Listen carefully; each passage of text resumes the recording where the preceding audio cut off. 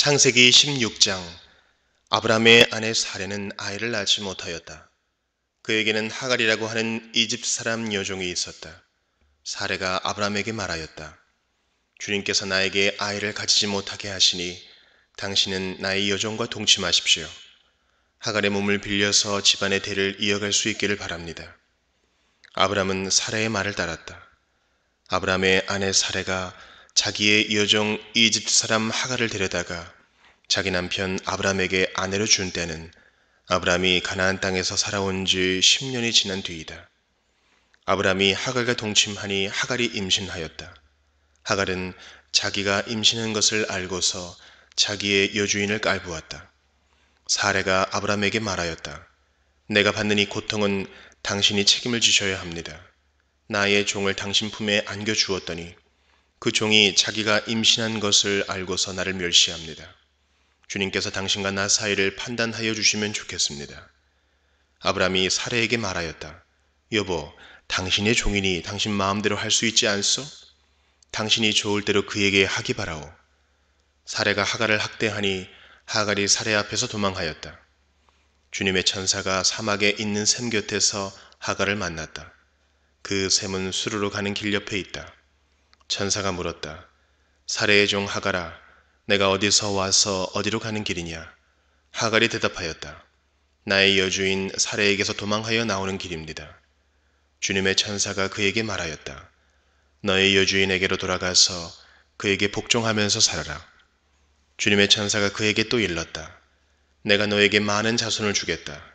자손이 셀 수도 없을 만큼 불어나게 하겠다. 주님의 천사가 그에게 또 일렀다. 너는 임신한 몸이다. 아들을 낳게 될 터이니 그의 이름을 이스마엘이라고 하여라. 내가 고통 가운데서 부르짖는 소리를 주님께서 들으셨기 때문이다. 너의 아들은 들나귀처럼 될 것이다. 그는 모든 사람과 싸울 것이고 모든 사람 또한 그와 싸울 것이다. 그는 자기의 모든 친족과 대결하며 살아가게 될 것이다. 하갈은 내가 여기에서 나를 보시는 하나님을 뵙고도 이렇게 살아서 겪은 일을 말할 수 있다니 하면서 자기에게 말씀하신 주님을 보시는 하나님이라고 이름 지어서 불렀다. 그래서 그 샘 이름도 부엘라 헤로이라고 지어서 부르게 되었다. 그 샘은 지금도 가데스와 베렛 사이에 그대로 있다. 하갈과 아브람 사이에서 아들이 태어나니 아브람은 하갈이 낳은 그 아들의 이름을 이스마엘이라고 지었다. 하갈과 아브람 사이에 이스마엘이 태어날 때에 아브람의 나이는 86이었다. 마태복음 15장. 그때에 예루살렘에서 바리새파 사람들과 율법 학자들이 예수께 와서 말하였다. 당신의 제자들은 어찌하여 장로들의 전통을 어기는 것입니까? 그들은 빵을 먹을 때에 손을 씻지 않습니다. 예수께서 그들에게 말씀하셨다. 그러면 너희는 어찌하여 너희의 전통 때문에 하나님의 계명을 어기느냐? 하나님께서 말씀하시기를 아버지와 어머니를 공경하여라 하시고 또 아버지나 어머니를 욕하는 자는 반드시 죽을 것이다 하셨다. 그러나 너희는 말하기를 누구든지 아버지나 어머니에게 내게서 받으실 것이 하나님께 드리는 예물이 되었습니다 하고 말만 하면 그 사람은 제 부모를 공경하지 않아도 된다고 한다. 이렇게 너희는 너희의 전통 때문에 하나님의 말씀을 폐한다. 위선자들아, 이사야가 너희를 두고 적절히 예언하였다. 이 백성이 입술로는 나를 공경해도 마음은 나에게서 멀리 떠나 있다. 그들은 사람의 훈계를 교리로 가르치며 나를 헛되이 예배한다. 예수께서 무리를 가까이 부르시고서 그들에게 말씀하셨다.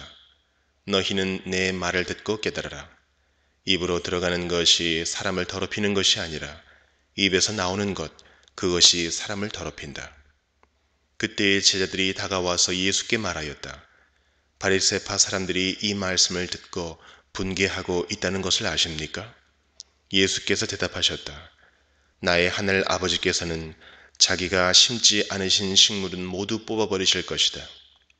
그들을 내버려 두어라. 그들은 눈먼 사람이면서 눈먼 사람을 인도하는 길잡이들이다. 눈먼 사람이 눈먼 사람을 인도하면 둘 다 구덩이에 빠질 것이다.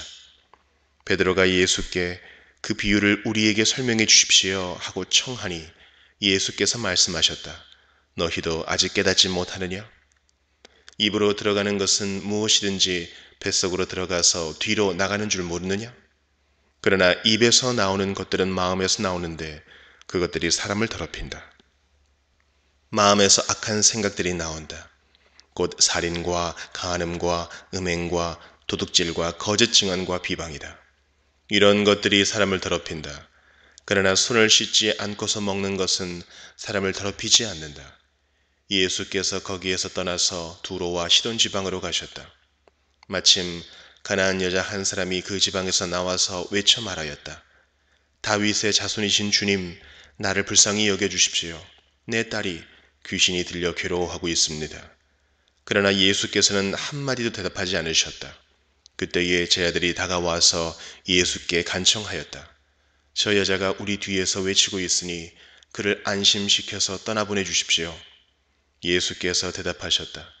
나는 오직 이스라엘 집에 길을 잃은 양들에게 보내심을 받았을 따름이다.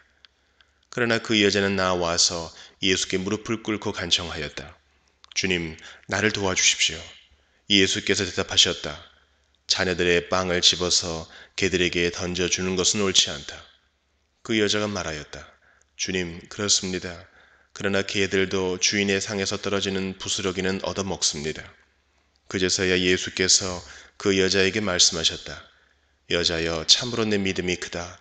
내 소원대로 되어라. 바로 그 시각에 그 여자의 딸이 나았다. 예수께서 거기에서 떠나서 갈릴리 바닷가에 가셨다. 그리고 산에 올라가서 거기에 앉으셨다.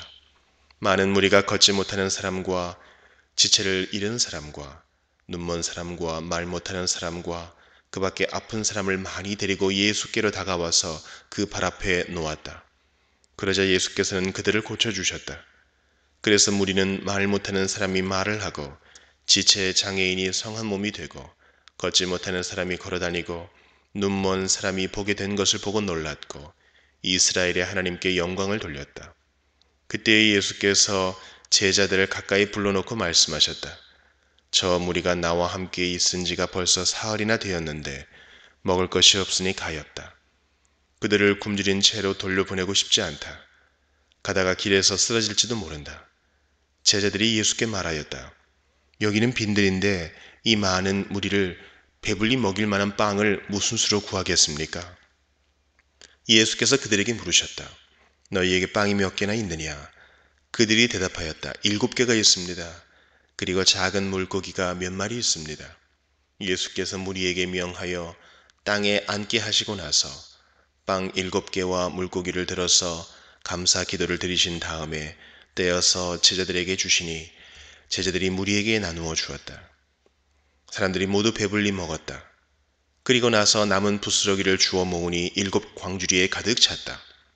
먹은 사람은 여자들과 아이들 외에도 남자만 4,000명이었다. 예수께서 무리를 헤쳐 보내신 뒤에 배에 올라 마가단 지역으로 가셨다. 느헤미야 5장. 백성 사이에서 유다인 동포를 원망하는 소리가 크게 일고 있다. 부인들이 더 아우성이다.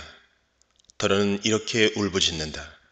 우리 아들 딸들 거기에다 우리까지 이렇게 식구가 많으니 입에 풀칠이라도 하고 살아가려면 곡식이라도 가져오자. 또 어떤 이들은 이렇게 울부짖는다. 배가 고파서 곡식을 얻느라고 우리는 밭도 포도원도 집도 다 잡혔다. 또 어떤 이들은 이렇게 외친다. 우리는 왕에게 세금을 낼 돈이 없어서 밭과 포도원을 잡히고 돈을 꾸어야만 했다. 또 더러는 이렇게 탄식한다. 우리의 몸이라고 해서 유다인 동포들의 몸과 무엇이 다르냐? 우리의 자식이라고 해서 그들의 자식과 무엇이 다르단 말이냐? 그런데도 우리가 아들, 딸을 종으로 팔아야 하다니. 우리의 딸 가운데는 벌써 노예가 된 아이들도 있는데 밭과 포도원이 다 남의 것이 되어서 우리는 어떻게 손을 쓸 수도 없다. 그들의 울부짖음과 탄식을 듣고 보니 나 또한 치밀어 오르는 분노를 참을 수가 없다. 나는 그들이 울부짖는 내용을 신중하게 살핀 다음에 귀족들과 관리들에게 어찌하여 같은 결의끼리 돈놀이를 하느냐고 호되게 나물었다. 이 문제를 다루어야 하겠기에 나는 대회를 열고서 귀족들과 관리들에게 말하였다. 우리는 이방 사람들에게 팔려서 종이 된 유다인 동포를 애써 몸값을 치르고 데려왔어. 그런데 지금 당신들은 동포를 또 팔고 있어. 이제 우리더러 그들을 다시 사오라는 말이요? 이렇게 말하였으나 그들 가운데 대답하는 사람이 아무도 없다. 그들에게도 할 말이 없을 것이다. 내가 말을 계속하였다. 당신들이 한 처사는 옳지 않습니다. 이방인 원수들에게 웃음거리가 되지 않으려거든 하나님을 두려워하면서 살아야 합니다. 나도 나의 친족도 그리고 내 아랫사람들도 백성에게 돈과 곡식을 구워주고 있습니다. 제발 이제부터는 백성에게서 이자 받는 것을 그만둡시다. 그러니 당신들도 바깥 포도원과 올리브 밭과 집을 오늘 당장 다 돌려주십시오. 돈과 곡식과 새 포도주와 올리브 기름을 구워주고서 받는 비싼 이자도 당장 돌려주십시오. 그들은 대답하였다. 모두 돌려주겠습니다. 그들에게서 아무것도 받지 않겠습니다. 말씀하신 대로 다 하겠습니다. 나는 곧 제사장들을 불러 모으고 그 자리에서 귀족들과 관리들에게 자기들이 약속한 것을 서약하게 하였다. 나는 또 나의 주머니를 털어 보이면서 말하였다. 이 서약을 지키지 않는 사람은 하나님이 그 집과 재산을 이렇게 다 털어버리실 것입니다. 그런 자는 털리고 털려서 마침내 빈털터리가 되고 말 것입니다. 내가 이렇게 말하자 거기에 모인 모든 사람이 아멘 하며 주님을 찬양하였다. 백성은 약속을 지켰다. 나는 아닥사스다 왕 20년에 유다 땅 총독으로 임명을 받아서 아닥사스다 왕 32년까지 12년 동안 총독으로 있었지만 나와 나의 친척들은 내가 총독으로서 받아야 할 녹의 혜택을 받지 않았다. 그런데 나보다 먼저 총독을 지낸 이들은 백성에게 힘겨운 세금을 물리고 양식과 포도주와 그 밖에 하루에 은 40세겔씩을 백성에게서 거두어 들였다. 총독들 밑에 있는 사람들도 백성을 착취하였다. 그러나 나는 하나님이 두려워서도 그렇게 하지 않았다. 나는 성벽 쌓는 일에만 힘을 기울였다. 내 아랫사람들도 뜻을 모아서 성벽 쌓는 일에만 마음을 썼다. 그렇다고 우리가 밭대기를 모은 것도 아니다. 나의 식탁에서는 주변 여러 나라에서 우리에게로 온 이들 밖에도 유다 사람들과 관리들 150명이 나와 함께 먹어야 했으므로 하루에 황소 1마리와 기름진 양 6마리, 날짐승도 여러 마리를 잡아야 하였다. 또 열흘에 한 차례씩은 여러 가지 포도주도 모자라지 않게 마련해야만 하였다. 그런데 내가 총독으로서 마땅히 받아야 할 녹까지 요구하였다면 백성에게 얼마나 큰 짐이 되었겠는가. 나의 하나님, 내가 이 백성을 위하여 하는 모든 일을 기억하시고 은혜를 베풀어 주십시오. 사도행전 15장. 몇몇 사람이 유대에서 내려와서 이렇게 신도들을 가르쳤다. 여러분이 모세의 관례대로 할례를 받지 않으면 구원을 얻을 수 없습니다. 그래서 바울과 바나바 두 사람과 그들 사이에 적지 않은 충돌과 논쟁이 벌어졌다. 드디어 안디옥 교회는 이 문제로 바울과 바나바와 신도들 가운데 몇 사람을 예루살렘으로 올라가게 해서 사도들과 장로들을 찾아보게 하였다.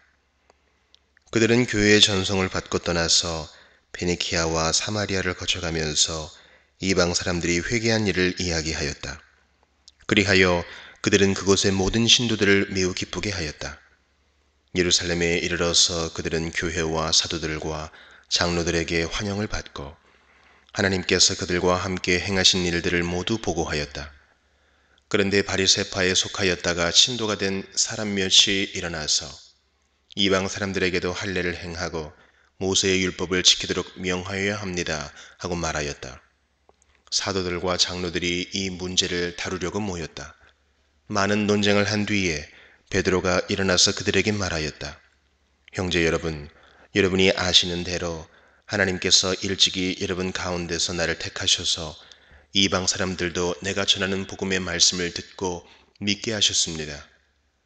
그리고 사람의 마음속을 아시는 하나님께서는 우리에게 주신 것과 같이 그들에게도 성령을 주셔서 그들을 인정해 주셨습니다. 하나님께서는 그들의 믿음을 보셔서 그들의 마음을 깨끗하게 하시고 우리와 그들 사이에 아무런 차별을 두지 않으셨습니다. 그런데 지금 여러분은 왜 우리 조상들이나 우리가 다 감당할 수 없던 멍에를 제자들의 목에 메워서 하나님을 시험하는 것입니까? 우리가 주 예수의 은혜로 구원을 얻고 그들도 꼭 마찬가지로 주 예수의 은혜로 구원을 얻는다고 우리는 믿습니다. 그러자 온 회중은 조용해졌다. 그리고 그들은 바나바와 바울이 하나님께서 자기들을 통하여 이방 사람들 가운데 행하신 온갖 표징과 놀라운 일을 보고하는 것을 들었다. 바나바와 바울이 말을 마친 뒤에 야고보가 대답하였다. 형제 여러분, 내 말을 들어보십시오. 하나님께서 이방 사람들을 돌아보셔서 그들 가운데서 자기 이름을 위하여 처음으로 한 백성을 택하신 경위를 시므온이 이야기하였습니다. 예언자들의 말도 이것과 일치합니다. 예언서에 이렇게 기록되어 있습니다.